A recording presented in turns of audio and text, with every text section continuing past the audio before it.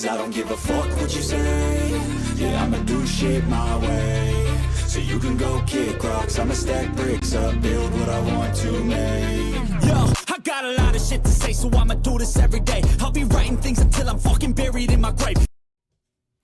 Good evening, people. Good evening. How are we all? I trust you can hear me okay. I'm trusting that you can hear me. But Ben's not here, so normally we don't have technical issues when Ben's not here, do we? I think Ben is the technical issue. So, good evening, people of the chat room. Shalili, Dreadeye, Julie, Spencer, Beats and Tapes. Who else we got? We got lurkers out there, probably, but yeah. So I'm having a glass of wine tonight because it's quite a heavy topic, I think, reality and what it involves. And yeah, well, it's not all about simulations, is it? We'll see. Could just be, I don't know, could be anything. So, and greetings from Chaz to you good people out there. So how are we doing, people? It's nice to have these little chats, these one-to-ones, I think. It gives us the opportunity to bond. Oh, I had a nap earlier. What's going on with my hair? I seem to be losing it. This is not good. Better get the comb over fixed. Anyway, so let's talk about reality and what is reality or what isn't reality, because if we think about it, and sometimes you can't help but think about it, what's really going on? Because I tell you what, let me start with a little story. A river in Brixton Hill, that would be cool. So anyway, I got my daughter a laptop for her 16th birthday, which was quite good because I got it on Amazon. And they are doing, for if you're a Prime member, and we joined Prime because of the gym, because we were ordering stuff off Amazon for that. So we've kept that up just now, and what I found was there are certain items, usually once they're over 300 quid or something, that they give you interest-free credit on. Is the fire annoying you? Can you hear the fire? If it's annoying you, I'll put it out. But yeah, so they give you interest-free credit for 12 months at obviously 0% interest, which is pretty good. I was quite impressed. So it's meant I've been able to buy her a proper gaming laptop. And me being me, I just took the base spec and I've stuck an extra. I've doubled the RAM and more than doubled. I've doubled the hard drive, for 70 quid. Because I can do it myself, so I've already done it. But while I was doing it, I thought, you have to take the back off it. So there's 10 screws, 4 small ones and 6 long ones. And I was putting it back together yesterday. It's what kind of laptop? It's a Lenovo Legion 5 with an RTX 3060 in it. So not bad for under 900 quid. And because it's on the Never, £73 a month, that's all right. For your daughter's 16th, that's what she wanted. So, or she didn't know she's getting a Lenovo Legion 5. She just wants a gaming laptop. I said, do you want me just to build you a desktop? And she goes, no, I want to keep my iMac. She goes, I want to keep my iMac, but I want a gaming laptop for Windows. And I thought, well, okay, that's fair dues. This thing actually get quite a good write up. So anyway, so I was putting it back together yesterday after I'd upgraded it, and I mean everything's working fine, but I dropped a screw, right? And I got my big torch out. I've got a well, it's not a big torch, it's this thing, but it's really bright. You know, I mean, if you turn it on, it's like super bright. I'll put it behind me. As you can see, right, it's an LED thing, so it is super bright, right? So I got my torch out and I started looking on the floor. No, no, the screw's gone, right? I mean, it's only a teeny screw, but it's gone. So where's the screw? So I got down on my hands and knees. I even got down on my belly and looked right along the carpet with the shining the light along it to look any bumps or anything. And it's not a shag pile, you know, it's carpet tile, so there's no give. You see everything. Screw's gone. Can't find the screw. I thought, okay. So put the laptop back together, minus a screw. Still works fine. And then I thought, today I remembered, actually, the laptop's lying upside down over on one of the other chairs over there, and every time I walk past it, I can see this missing screw, only because I know it's there and I'm looking for it, but I'm going, where is that damn screw? And I went upstairs and found a really ancient, well, she doesn't know yet, it's not her birthday until the end of the month, so she hasn't got it yet, but I went upstairs and got a really ancient Lenovo, that I had acquired at some point in my life, and I thought, I wonder if the screws out of this will fit that one, so I took a screw out, but no, it's too big, so didn't do that. So walked past it 3 or 4 times today and going, where's that damn screw? Now, and this is where I'm actually, I've got a point with this story, right? Because I then got the light out again, you know, the big bright light, and I went down on my hands and knees, and there's no difference because you can maybe see that the windows in here are completely blacked out. So it's a studio, so it doesn't matter what the ambient lighting is outside. You've only got the lighting in here, but so I'm back down on my hands and knees, right? And I'm looking, and I turn the light on, and boom, there's a screw. Picks it up straight away, right? Didn't even hardly have to look for it. Just turned the light on, saw the screw, picked it up, went over, put it in the laptop, screwed it in, right? So there's the thing. Where was the screw yesterday? Because yesterday I went over the entire space on my hands and knees, running my hand along the carpet, feeling for it, looking for it, you know, put light in from one side, put light in from the other. I must have spent over half an hour looking for a screw, right? I didn't come out right. But anyway, you know what I mean. So I then today I just turned the light on, looked down, and there it was. Bang, right? So the question is, was the screw there all the time? Now, instantly you're going to say, yes, of course it was, you just didn't see it. But how do you know it was there all the time? Because, you know, after I left here last night, there was nobody here. So if there's no observation, is the thing actually here? And you're going to say, of course, yes, of course it is, because you can always go back to it. But let's say you're playing Minecraft and you turn around in Minecraft and you see the expanse of the world that you've created in front of you, and you turn around and you see the expanse of it at the back. But it doesn't exist. You see it, but it doesn't exist. It's only drawn for you as you turn. And it's only there when it's on. At other times it's just stored. So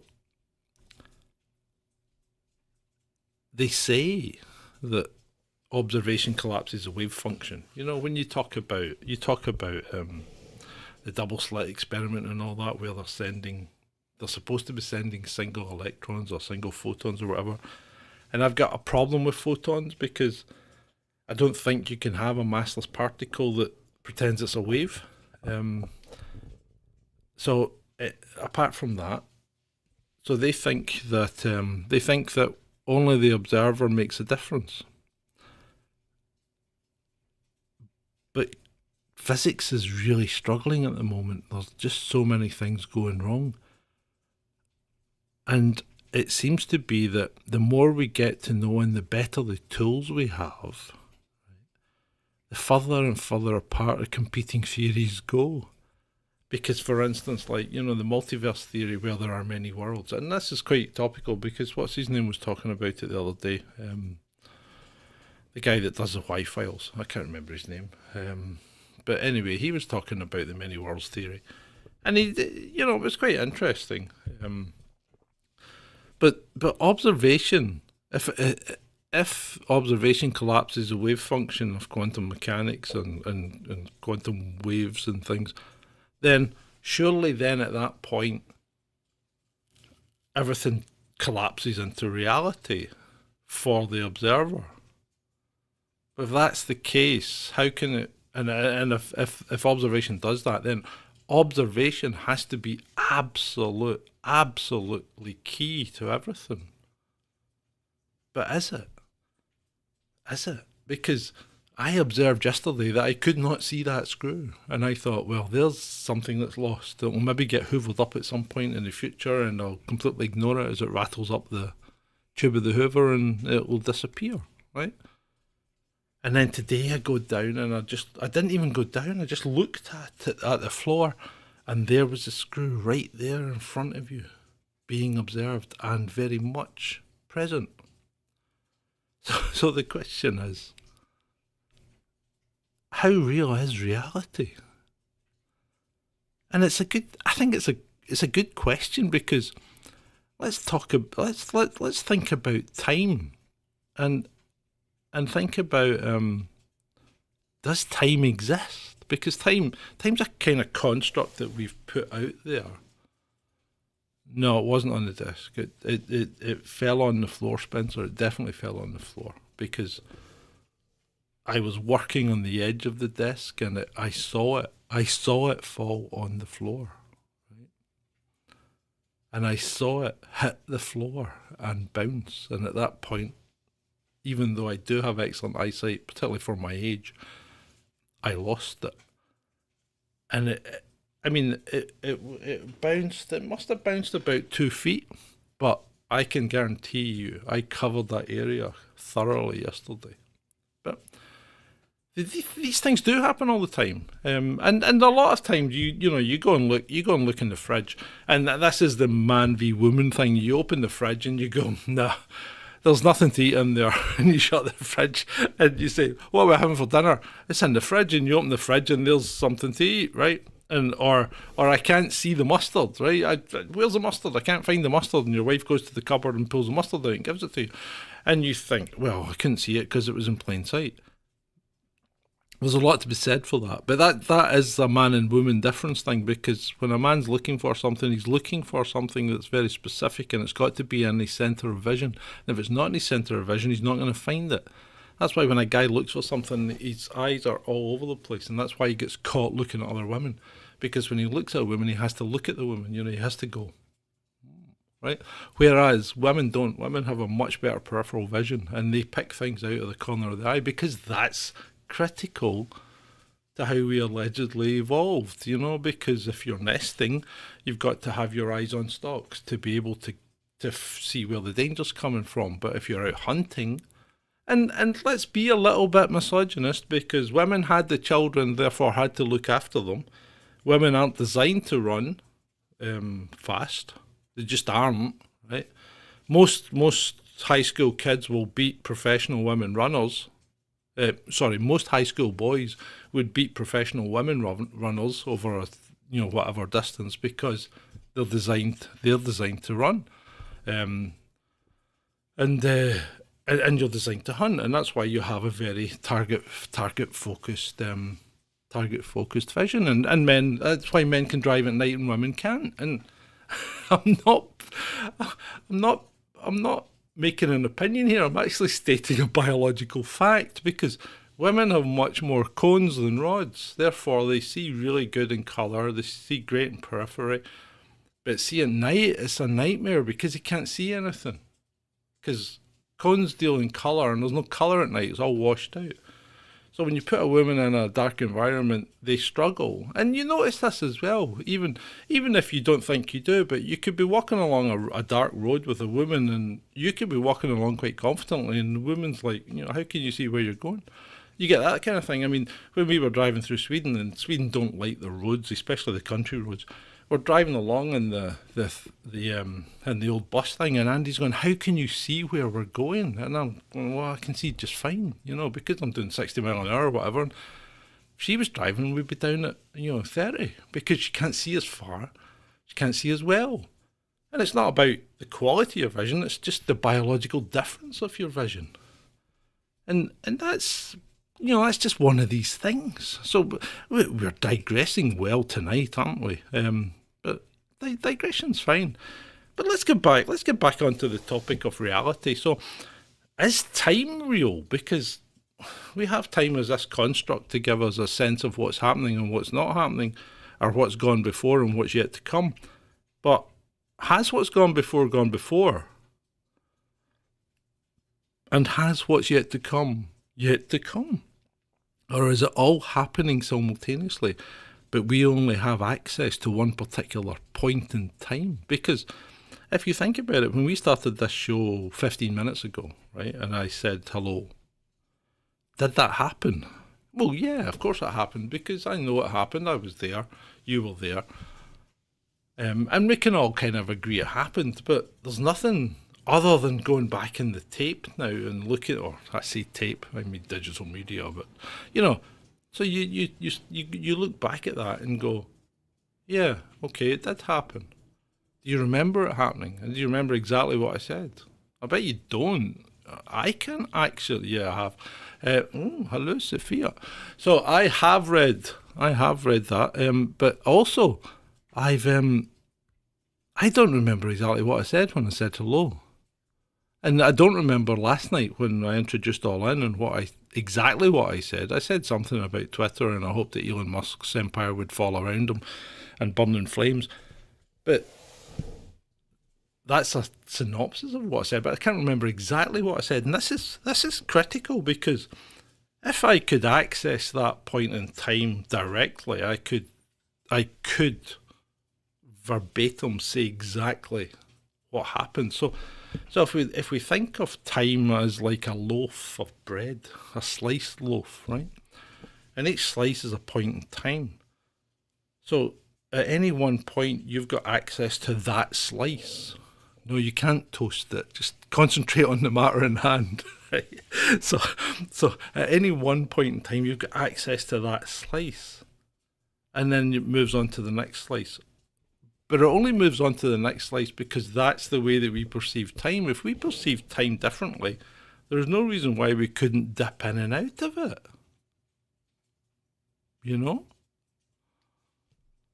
Yeah. So that's time's really, time's just a construct to help physics work. And Einstein's theory of relativity is in disarray. The multiverse is in disarray. Quantum theories and all of physics is in disarray because they don't actually know, and observation doesn't prove what's happening. That's the problem. Because for us to really clarify physics, we need to observe, and we can't observe because our different theories are going in different directions, and our observations of them don't agree with the theories. So instead of making stuff up, like dark energy and dark matter and stuff like that, what we need to do is start thinking properly and go, well, it's maybe time to construct a new theory. And theories like the holographic universe, where everything's basically a hologram and you're really just spread out on the surface of what? You could be on the surface of a black hole. You could be on the event horizon of a black hole. You just don't know. You don't know what's happening. Right? And you can't observe it because all you can observe is your local environment. So you don't know. I mean, people talk about black holes, and mathematically a black hole shouldn't exist. Because to prove a black hole exists mathematically, you need an asymptotically flat universe, and we don't have one. So a black hole only exists in theory. And yet people say they've got photographs of a black hole. No, they don't. They've got readings that appeared in a data stream on a computer that's floating around in space and has then been sent back to Earth. That's not a photograph. That's not observation, is it? So God knows what they photographed. And then you've got the things where the huge dust cloud was going to collide with a black hole at the centre of the galaxy and would be sucked in and, gone. So this huge dust cloud went right over the black hole and nothing disappeared. There was no event. How can that happen? How can that happen? Well, because black holes don't exist. Could that be the problem? Because, a lot of people don't like black holes. And this is the part where we get into clashes between science and our everyday reality, and that people go, well, the majority of people... Well, hold on. It doesn't matter if the majority of scientists think one thing or the majority of people think one thing. As I say, if you're wrong, you're wrong. If you're right, you're right. And until you can observe what you're being right about, then you're never right. If you can't observe it, you can't claim it. So you can put forward as many theories as you like, but if your observations don't agree with it, then it's not real. It's not real. Or is it? What is reality? It's like they say, if a tree falls in the forest and there's no one there to hear it, did it make a noise? Does it matter? Does it? Does it matter if it made a noise or not? Does it bother you? Chaz is spaced out. He's lost it. He's probably. Do you want me full screen? No, don't give us full screen. Oh my God. There's Chaz in the background. He posed for that previous shot. He's no longer in that pose. My chair's sunk again. Oh, so there we go. So what is time? What is reality? He's like, what is John on about? Yeah, he is. I mean, and the thing is, this isn't a structured talk. This is just a chat with you guys. So, I mean, I could well be boring the pants off you and you're going, for God's sake, John, talk about something else.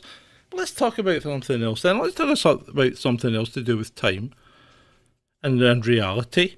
And then what's going on with Russel Brand, right? So Russel Brand's been accused, apparently accused. I haven't read the article yet. I had a nap instead. So I haven't read the article. I haven't seen it, but I hear that he's been accused of basically of impropriety in his sexual shenanigans when he was younger, right? Now, I mean, he'd never made any stranger or been the fact that he was promiscuous, so we can take that as read. I mean, and I don't like Russel Brand. I don't find them particularly funny. I don't find them particularly relevant.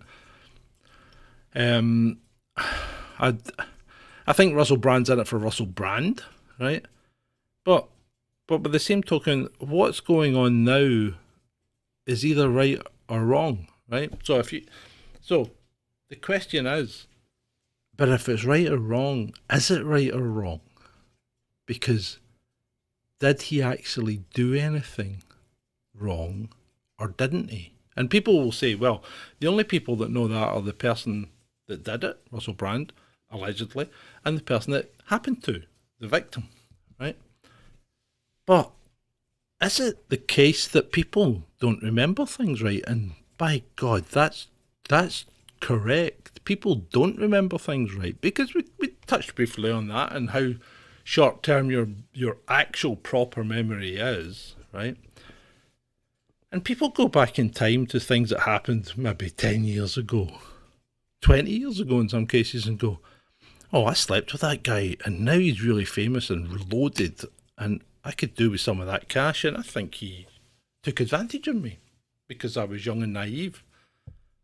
But so was he. You were both young and naive. And what you've done is you've put your 20 years plus experience into the mind of a, say, 20-year-old, right? And gone, this happened to you, this happened to you, he shouldn't have done that. You've now applied social norms from today to society 20 years ago. And whether you like Russel Brand or not, that shouldn't be allowed to happen to him. And it shouldn't be allowed to happen to anyone. And I'm pretty sure this is what's going on. You've got a group of people who'd had sex with Russel Brand, probably consensually, right? But now with today's standards and today's societal norms, what they've done is they've gone back and thought, well, he should have done this, he should have done that. He shouldn't have done this, he shouldn't have done that. And they've said, right, he's taking advantage of me. And we want compensation. When no compensation's due because you were never taken advantage of. And you're misremembering. And misremembering happens all the time because it's like in fact, I think I said it last night. If you tell yourself something often enough, you will start to believe it. And if you hear it often enough, you'll start to believe it. You can brainwash yourself and you can be brainwashed by others. And we can say that that's a fact because all we need to do is look back at what happened over the last 3 years and say, I observed that happening. Yeah. Yeah. Can't you? You really can. Well, I think you can. See, and Sophie says you have to discredit these. Well, the problem is, Sophie, is that because of the way that society's structured today, it's getting to the point where you have to prove your innocence more than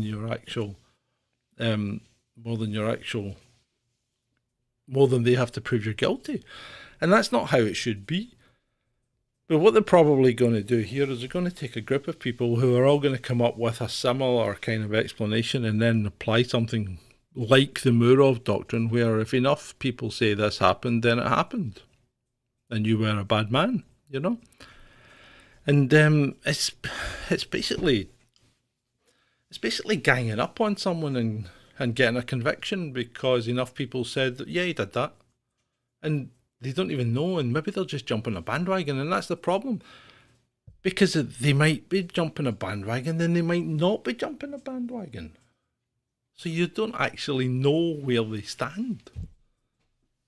So this is, and I think this happens a lot to famous people. If you're famous and white and good looking and whatever, you can't be fair game.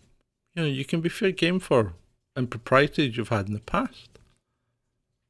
That's why Ben and I take great care not to become too famous or get too much money.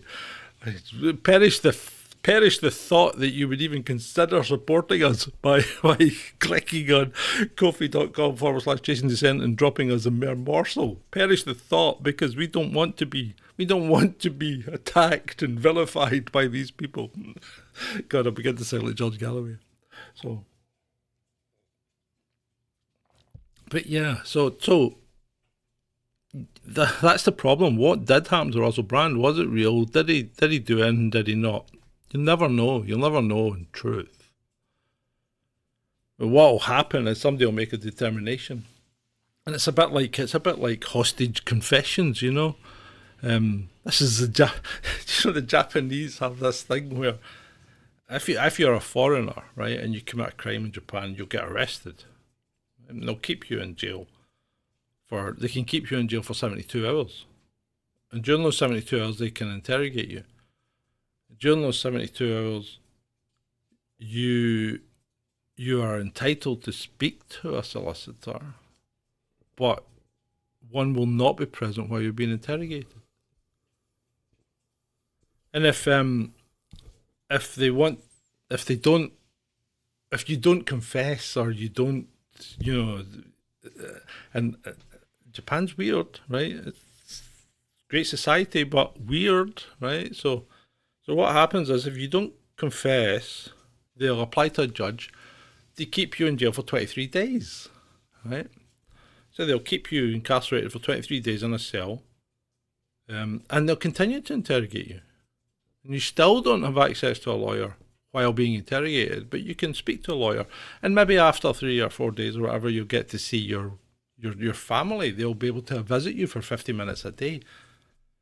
But they'll keep you for 23 days because you don't have a permanent residence in Japan, therefore you're a flight risk. So the Japanese court you don't get bail, no bail, right? They're never going to let you out, okay? So you'll be in jail for 23 days. And then at the end of those 23 days, if you committed more than one offence, you can have 23 days for each offence. And they don't run concurrently, they run consecutively, right? So that's 46 days. And then if you've not confessed by that point and they want to take you to trial, they'll keep you in jail until you're ready to go to trial. And you could be in jail for a year, right?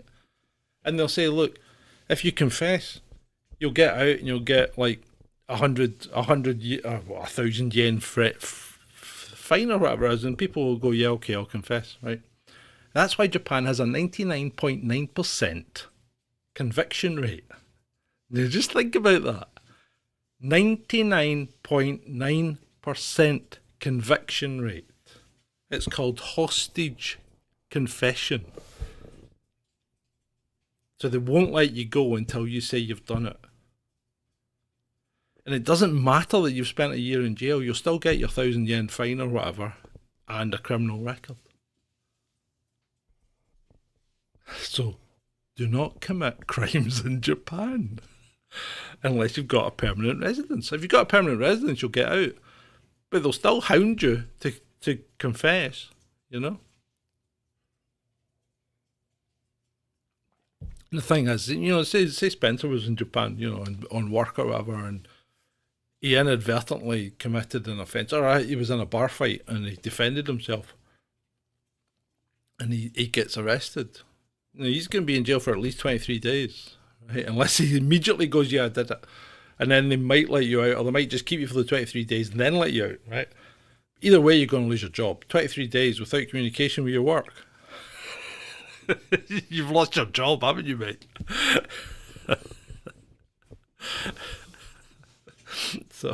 So yeah. So anyway, that's another nice digression we went down there, isn't it? Don't you guys learn loads of rubbish from me? I must bore the pants off you. Yeah, I see we don't have a lot of people in the view tonight, but hey, it's Saturday night. People should be out enjoying themselves. I mean, I'm sad I'm here talking to you guys with my artificial fire on the TV. So back to reality, or is it? How do you determine what reality is and what happens? And I like the brain as a receiver analogy for what's going on here, because they've never been able to determine where consciousness erupts from, you know, what causes consciousness or where it comes from. And I think consciousness is maybe not within us, but comes into us. And then in which case it's like the TV, you know, the TV is dumb until you turn it on, and then it's full of information. It's full of information because it's picking that information up from the signal. And our brains could be working the same way, and this could explain why certain times when our brains start to malfunction as organic receivers, right?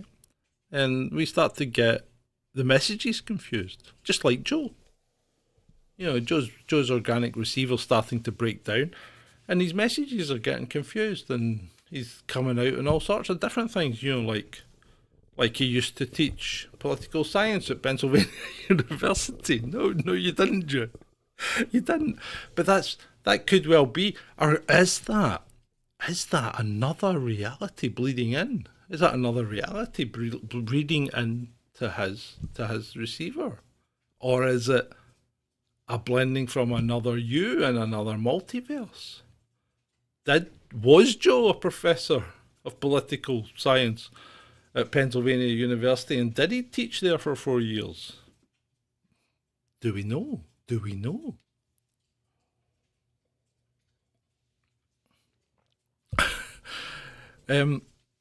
Well, did you see what he did the other day when he was at the thing in, was it Vietnam? He was in Vietnam and he was making a speech and then he just turned around and went, I'm going to bed. Turned around and walked off.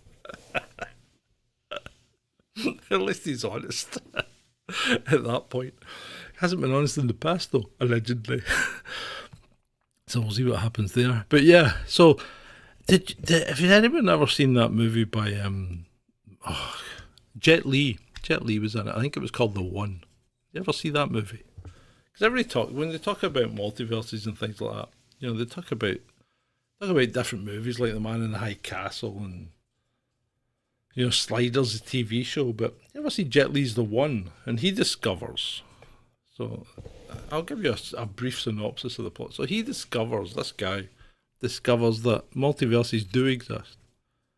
And he comes by some, I can't remember exactly what happened because I did watch it years and years and years ago, but what happens is he comes to face with himself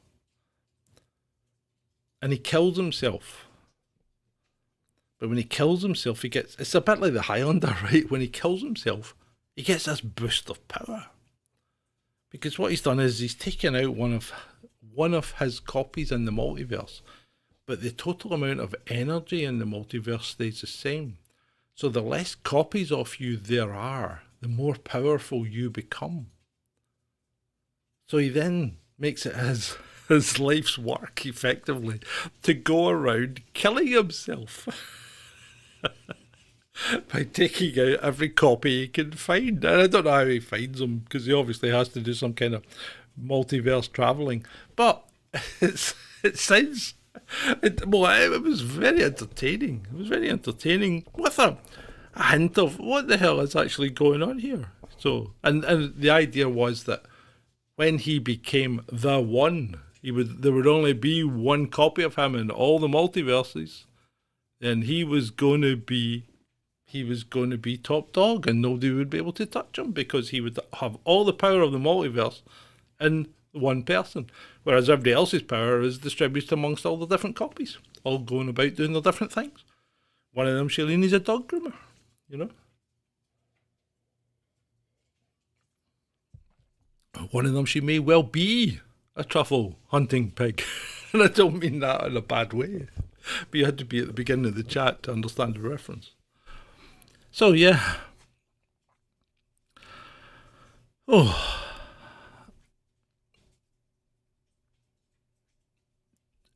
Right. Yeah, you're correct. Joe shouldn't be working. But, hey, he's going to pull out. He's going to pull out.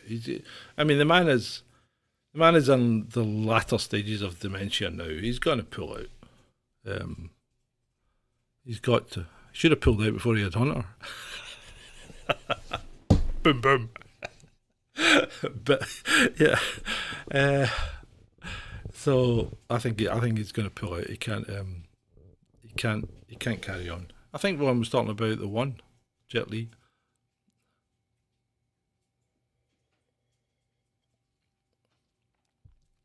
Oh, so maybe somebody else get down to the last two. I don't know who it was. Anyway, so yeah, so and then. There's just so many. When you start thinking about how people really exist or not, it's like, how much of what I see do you see? How much of what I experience do you experience? Even if we're standing together and you look at something that happens, your organic receiver processes it different from mine, doesn't it? So I'll see something and you'll see something, and you know, we can have completely different views on something that's just happened right in front of our eyes. So who's right? Who's right?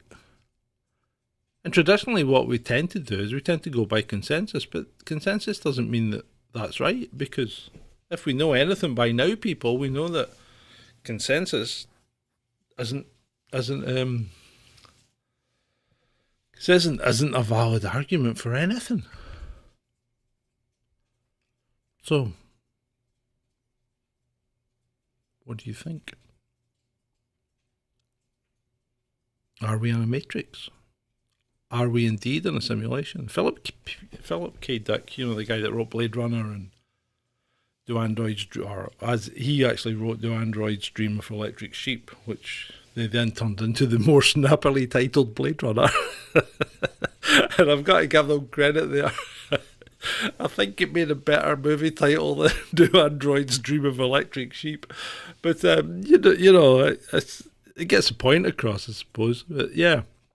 So that's so Philip K. Dick, I don't know if you've ever seen his press conference where he had a press conference in France back in the 70s. I think it was the 70s. And he basically said that everything he wrote in his books was real. He didn't make anything up. Nothing in his books were made up. But they came to him in dreams where he lived those lives. So if he's living those lives in dreams, and one of them was The Man in the High Castle, where the Axis powers won the Second World War, and America was divided in two. The Japanese had the West Coast, and the Germans had the East Coast. And when we think back, it's like the old loaf thing. If we go back to the loaf of time, and we think back, well, if I'd made a different decision then, my life would be so much different now. But would it? Because you don't know. You don't know if you go back in the loaf, maybe that was 3 or 4 slices down and you wanted to make a different decision and you made that different decision, did your life turn out exactly the same? Right? Not because you made a different decision, but because you're on a different timeline. Did another timeline split off? Are we indeed in a universe of multiverses or many worlds? Are we in one universe that's infinite? In which case, if it's infinite, anything possible can happen. So there will be copies of the Earth at some point, and they'll be spread out infinitely in the infinite universe. And we'll never find them. And there'll be infinite copies of us, but, that's scary, because how do you wrap your head around you see, you can't wrap your head around infinity. We're not equipped to deal with infinity. It's bad enough looking at the sky. My daughter used to look at the sky and go, it makes me scared because it's so big and so vast, especially when we're in France, right? Because when you look at France, is like, there's no streetlights. Rural France has no habitation. France is empty. It's a country that's 3.5 times the size of the UK, and it's got less population. It's only got 60 million of a population. So France is just freaking empty, and you look up and you can see everything. You can see the Milky Way, you can see the stars, and you can see multiple stars, where here when we look up we only see the brightest ones, but there you can feel the depth, you can feel the difference in distance. And you look up, and she used to get scared because it's massive. It's just so massive. But now she wants to be an astrophysicist now. I goes, how did you go from being scared of it to want to be an astrophysicist? She goes, I just kept looking. And that's a good attitude, isn't it? She just kept looking until it didn't scare her anymore. Now she wants to know more about it, which I find quite gratifying. So it's a good thing and maybe that's something that unconsciously Ben and I do. We just keep looking. We just keep looking into things. We just keep looking for the next thing. We keep looking for the explanation. And maybe everybody needs to do that to a degree. And I think the problem is that very few of us do, because you guys that come along and listen to us completely, right? You guys come along and listen to us completely, every week without fail, every day without fail on some occasions, and I really appreciate that. I think it's brilliant. But you aren't the people that need to be reached, and I don't mean that in a bad way.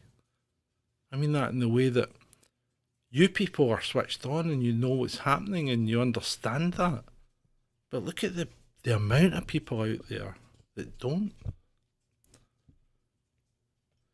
So yeah. So who mentioned Vaughan mentioned the Mandela effect. What do you think about the Mandela effect? Do you think it's real? Because there's certain things in it that I used to think about. Thinking back, I thought Mandela had died, right? Because I mean, there was a place in Glasgow called Nelson Mandela Place, strangely enough, but that was set up way back in the early 2000s, well before Mandela actually died, you know. And you think, why did they name a place with after Nelson Mandela if he was still alive and in a prison? Because normally you wait until somebody's either been vindicated or not, but you know. I don't know. I hadn't really given Mandela an awful lot of thought, and then to find out that he was still alive and got out of prison, and I thought it's maybe just one of these things, you know. You hadn't given it any thought, and you thought, oh, I thought he was dead. But then again, I thought, who else did I think was dead? You know, there's always famous people you think are dead and they're still kicking around. You know, I know Roger Moore's dead now, but at one point Roger Moore was still alive, and I thought maybe he died. You know. But yeah, the Mandela effect. It's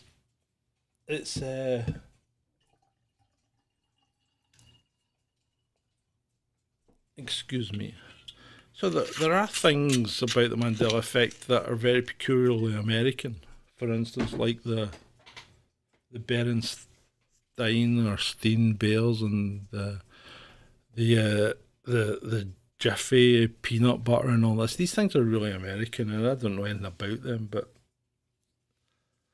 I'm trying to think: are there any examples of the Mandela effect that got you guys?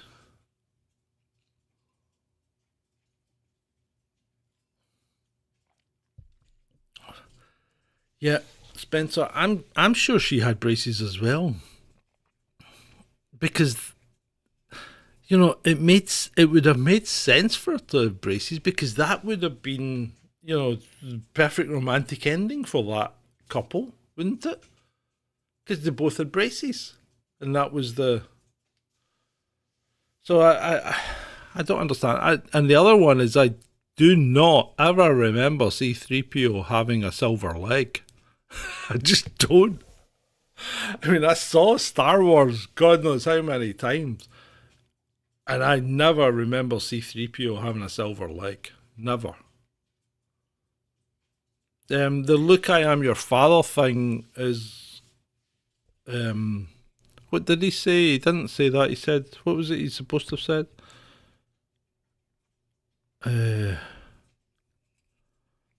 What did he say? I'm not. What was the line? The Monopoly Man monocle. Yeah, I was pretty sure he had a monocle as well. I'll give you that. What's the Fruit of the Loom logo? The Fruit of the Loom logo was like berries and or oranges and strawberries and things like that, was it not? What's wrong with that? What's it like now?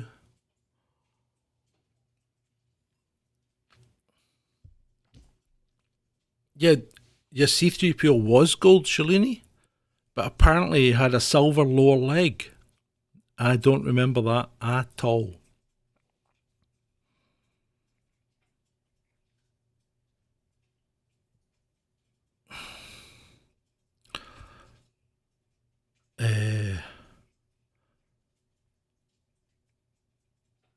Oh, he didn't say Luke. He said, no, I am your father. So, really, okay. Luke, no. What does it matter?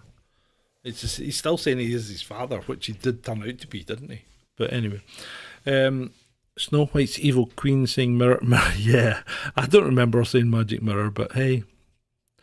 You know, that's good. This takes us right back, doesn't it? This takes us right back to people misremembering things. You know, is it all just a misremember? Because we're actually not good at memory. That's the thing, and you certainly found that out in the police. Because if you didn't get a statement off someone really quickly and get it down in writing, then there wasn't any point. No point in coming back in a couple of days, because statement will be completely changed, because it goes through people's heads and things change. It changes, everything changes, you know.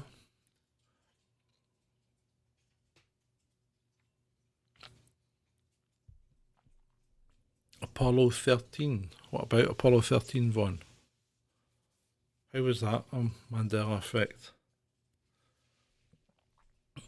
Like Houston, we have a problem, or what?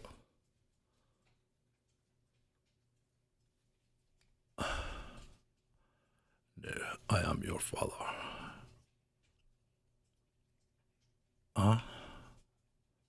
Yeah, there wasn't a young Anakin ghost at the end of the Jedi. It was that. In fact, I don't know who it was because it wasn't James Earl Jones and it wasn't David Prowse.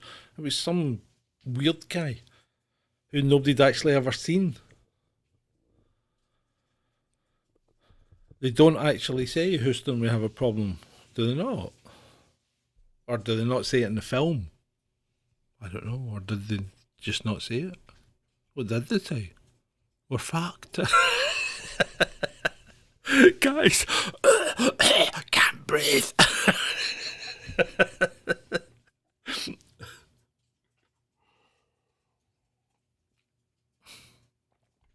Yeah, it was. It was some random old guy that they put in Darth Vader's costume that nobody'd ever seen before. I remember thinking, who the hell is that meant to be? Yeah, they shouldn't have changed that. It shouldn't have been Hayden Christensen. It shouldn't have been him at all at the end of Jedi, so they left it alone. And see, there's rewriting history, so that'll probably turn out to be a Mandela effect in the future. People will go, oh, you think it was some random old dude that was at the end of Jedi when it was really Hayden Christensen's ghost. No, it wasn't. It did ruin the ending. The whole thing ruined the ending. I mean, the endings of Star Wars were cheesy beyond belief. The only one that ended with any kind of authenticity was what was the middle one? Bloody hell! What's the middle one? The Empire Strikes Back. Yeah, that was the only one that ended with what's his name? Han being frozen into a block of carbonite and carted off. Yeah, that was good.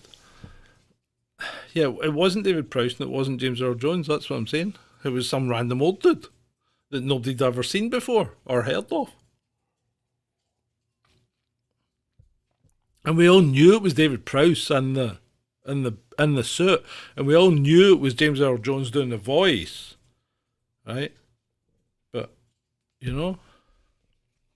Empire was the best. Although I did like Return of the Jedi purely for the gratuitous bikini scene. I hated Ewoks. Absolutely detest Ewoks with a passion. Almost as bad as that thing, Jar Jar Binks. That just completely ruined that movie. It just completely ruined that movie. It's just so annoying and such an arsehole. It really is. I don't know who Sebastian Shaw is. Ben's sitting there typing into IMDb. It was Sebastian Shaw. I don't care. I don't know who Sebastian Shaw is.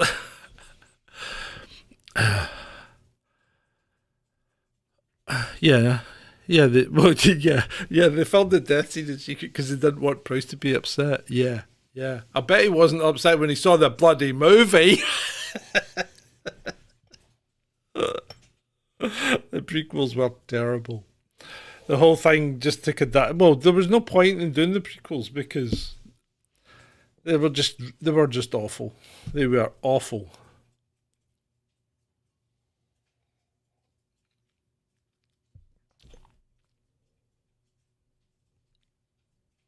Greedo didn't shoot first. Solo shot first. If Greedo had shot first, Solo would have been dead.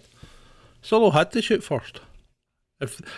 See, the problem is, when you watch Star Wars now, what one are you watching? Because Lucas made that many different versions of it. You don't know what's right and what's not. This is like a Mandela effect all of its own Star Wars.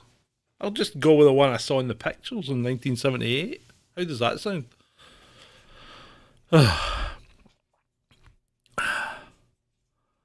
I don't know why they didn't have Prowse as the guy. They could have made him up. They didn't need to. They didn't need to do the dirty on him. It wasn't really fair, was it? Green cross code, man. Do you remember the green cross code? Look left, look right, look left again.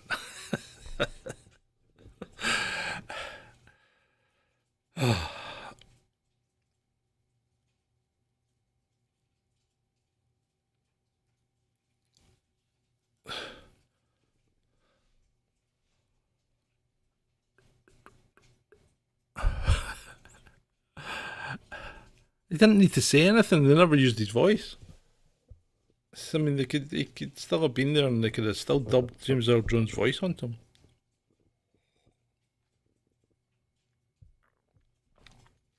He was a bit of a cider drinker, wasn't he? From that neck of the woods. Yeah. So I don't know if have we discussed enough of reality? Have you had enough? Have we come to any conclusions? Are we in a simulation? Philip K. Dick thinks we are. Or he thinks that we're in a multiverse or something like that, or he thought, because he's dead now. But, yeah.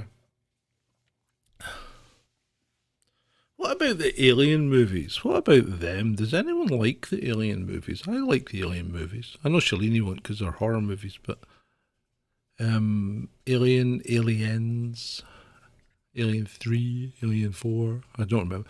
Alien versus Predator. I've downloaded that one again because I'm going to watch that, because that's the one with the pyramid in the Antarctic, isn't it? I'm going to watch that one again. Quite fancy that. I think you can get too much of a good thing, can't you? And I mean those remakes they made with that one recently with the boy finding the helmet or something like that. It's just awful. It went great. Alien itself was an awesome movie, and it was possibly bettered by Aliens in the fact that Aliens had more. Obviously, had a bigger budget and had a cracking action theme going through it. I tell you what, though, it's really weird. Though. See that scene in Alien when they first discover the big ship with the engineer, the space jockey, sitting in the seat. I've seen that, right? So I saw that, like, when did Aliens come out? Late 70s. So I was having dreams in the early 70s, and I had this recurring dream that happened every bloody night for months, in which I was walking into a giant spaceship, exactly like the Alien one, and there was a guy like the space jockey sitting in this huge chair at the end of the hall, and then I would wake up, usually screaming. But I had this dream every night for months, absolutely months, and it's like weird. And then you go and watch, the movie Alien comes out, and you go and watch it, and you're like, holy shit, that's my dream. That's just bizarre. It's weird. And it's not as if I had the dream like 6 months before Alien came out. I'm talking years before it came out. It was just weird. This wasn't a trailer, mate. No. This was years before the movie came out. Maybe 5 years before the movie came out, I had these dreams. My mum even took me to the doctor. No, I had the dreams before the movie came out about the scene in Alien when they walk into the big ship and they see the space jockey sitting in the big seat. So, just weird. I mean, did you guys never have recurring dreams when you were growing up, or even recently? Did you find that during the enforced incarceration for a respiratory virus, did you find that you had more vivid dreams than you've usually having? Did you? I did. I don't know why. Possibly it was the fear factor coming out in your subconscious. Or were you escaping to an alternate reality? Because who's to say this isn't the dream? And the dream is reality. Could it be? Could this be the dream? And when we go to sleep, we escape into our other reality, which is the real one. It means the real one might be worse than this one, or it might be better. Interesting. Oh well, see if you've got nightmares, then your other reality's no use to you, is it? You want to hang on here as long as you can.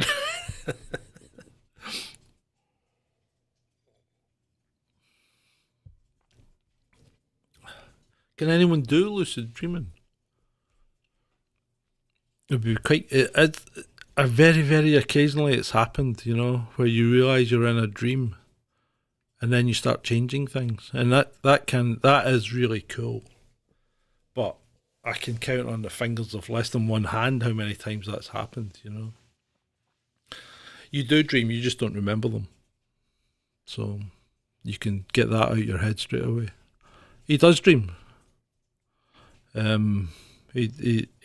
Everybody dreams. If we put him on a brainwave monitor, we could tell him as well. So you do dream. Everybody does. Even dogs do it.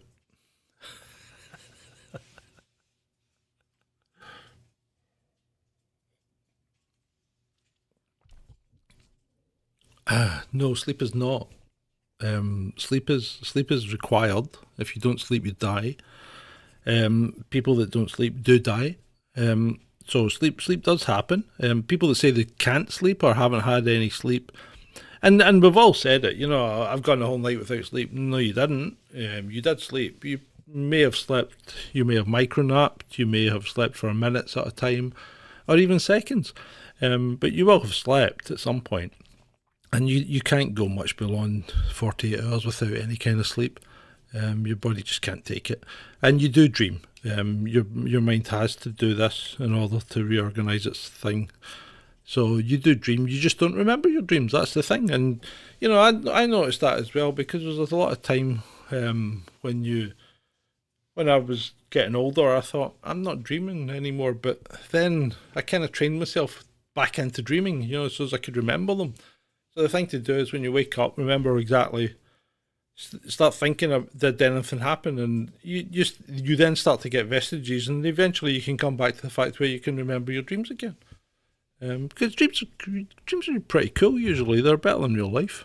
In fact, are they real life? That's the question. Are they? So there you go. No, you can't. You can't. You might think you can, but you can't. You'll die if you go well beyond 48 hours. You really will. You just can't go without sleep, and you will micronap. And as soon as you start, that's sleeping. It might not seem much to you, but that's sleeping like Joe does when he was at the Hawaii thing.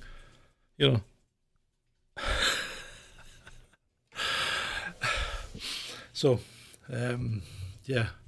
And you if you want to keep doing that, Ben, you're just asking for an early death. You really are. But it's just one of these things. That's what happens if you try and not sleep.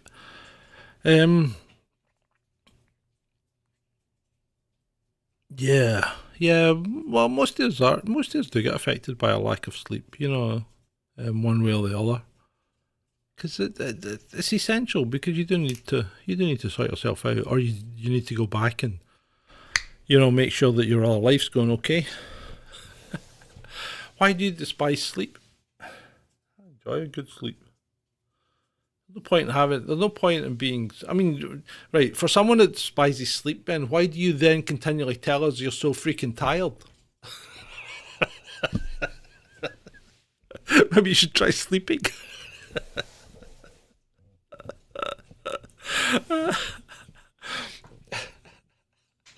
I don't know who said that, Spencer. You tell me. But sleep's not like that, because you dream, right? And this is the thing where I find anesthesia. Anesthesia.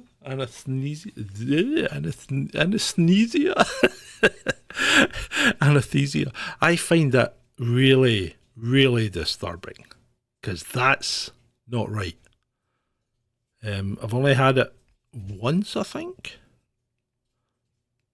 Had it once, right? And it is not right, okay? Because it's like somebody turns the off switch and then you wake up and somebody's just turned the on switch. There's no transition. It's off, on, right? And that's the part I just don't like because there's no indication of passage of time in your head. Like, if I want to get up at 7:30, I get up at 7:30. I don't set an alarm clock. I don't go to bed going, I'm getting up at 7:30. I just wake up at 7:30. Right? If I want to get up at 9 o'clock, I get up at 9 o'clock. If I don't set a time, I'll get up when I wake up. Right? So, but you know there's been a passage of time. Like I had a nap earlier. And I thought, oh, hope I haven't missed the show. Because I knew there had been a passage of time. Right?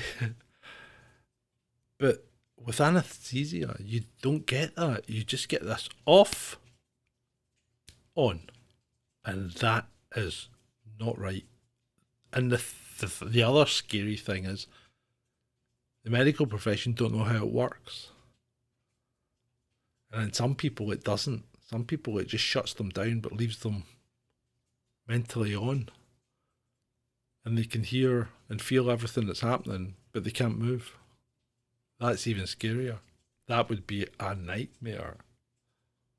That would be like sleep paralysis, wouldn't it?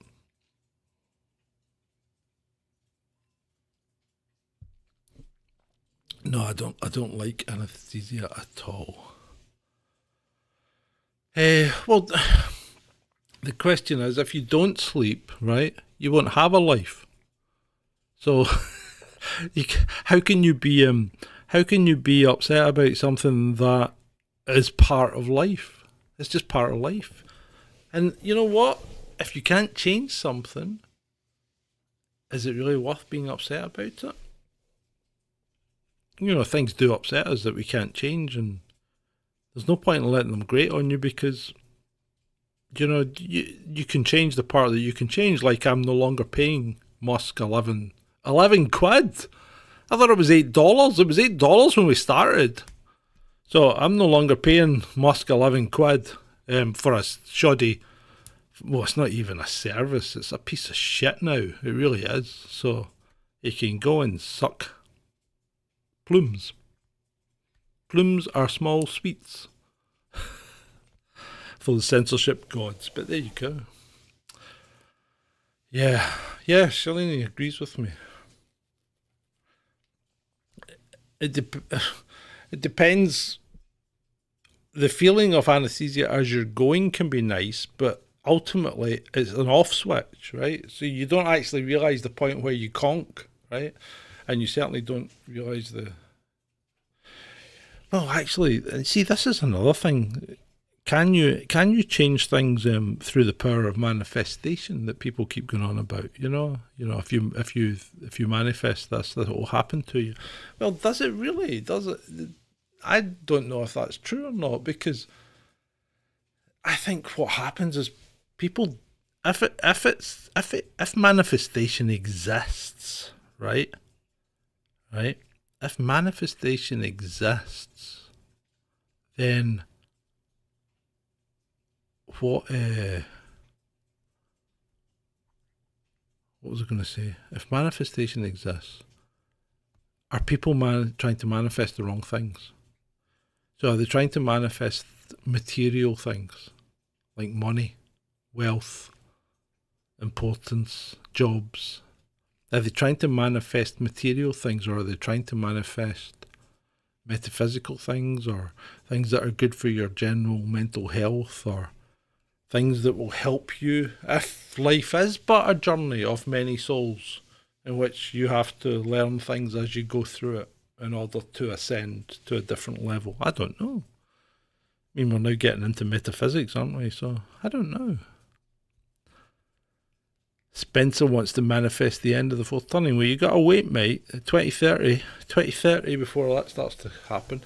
Or before the end happens. It's Formula One. I've got a new slogan. Formula One net zero 2030. No. How can a sport, right, that relies on something like 15 jumbo jets to cart all their equipment around, right? So they need like 15 jumbo jets to cart all their equipment around. Most of their staff travel in commercial flights. Their high-end staff are either drivers and team managers and things, all travel in private jets, right? So forget the cars that do what, 2-3 miles to the gallon. Forget them. How are you going to make that net zero? You can't unless you're talking about offset. And if you're offsetting, then it's not a problem, is it? If you can pay your way out of it, it's never a problem. It's just a tax. So, all right, here we go. Yeah, Channel 4. Yeah, there won't be any evidence. In fact, if you want to go and watch that, feel free.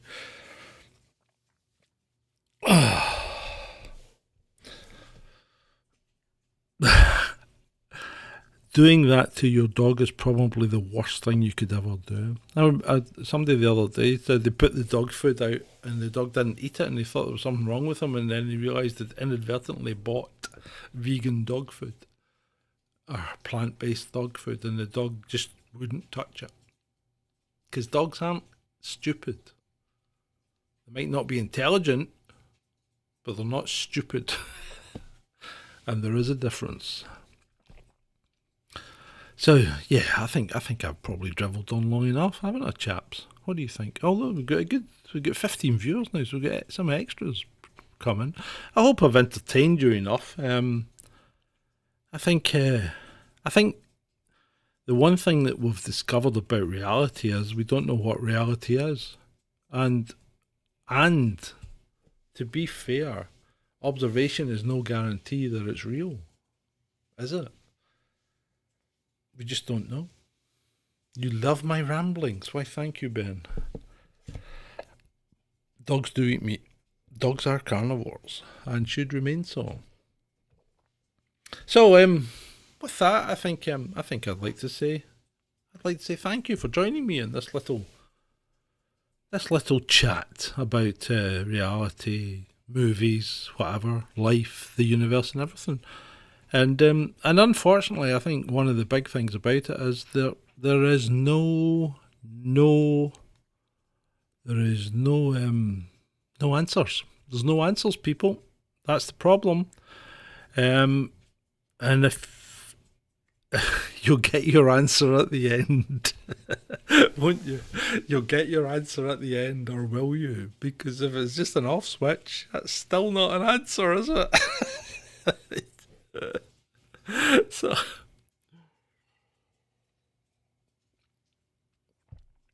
it would be boring if there were always answers to be found. Indeed it would, Spencer. So thank you one and all for coming along to join me tonight. Remember, like, share, subscribe, blah blah blah, all that stuff that Ben puts out. You know you want to, because you know it's been great for you. Cause I don't give a fuck what you say. Yeah, I'ma do shit my way. So you can go kick rocks, I'ma stack bricks up, build what I want to make.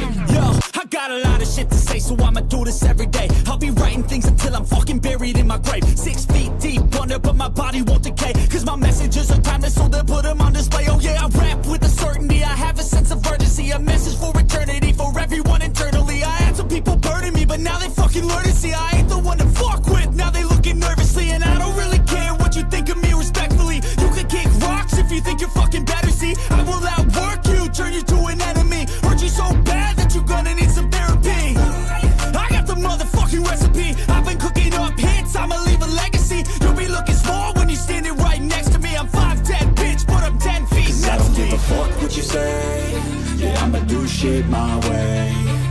can go kick rocks, I'ma stack bricks up, build what I want to make. Cause I don't give a fuck what you say, yeah, I'ma do shit my way. So you can go kick rocks, I'ma stack bricks up, build what I want to make. Yeah, I'ma do it my way.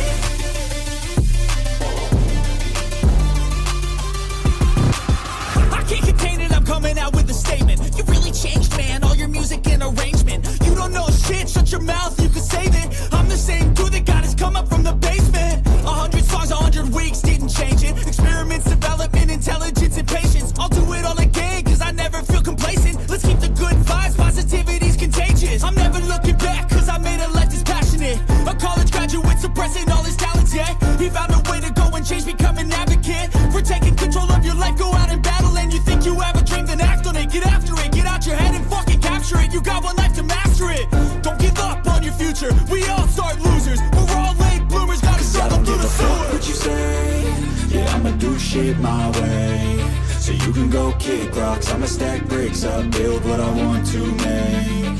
Cause I don't give a fuck what you say, yeah, I'ma do shit my way. So you can go kick rocks, I'ma stack bricks up, build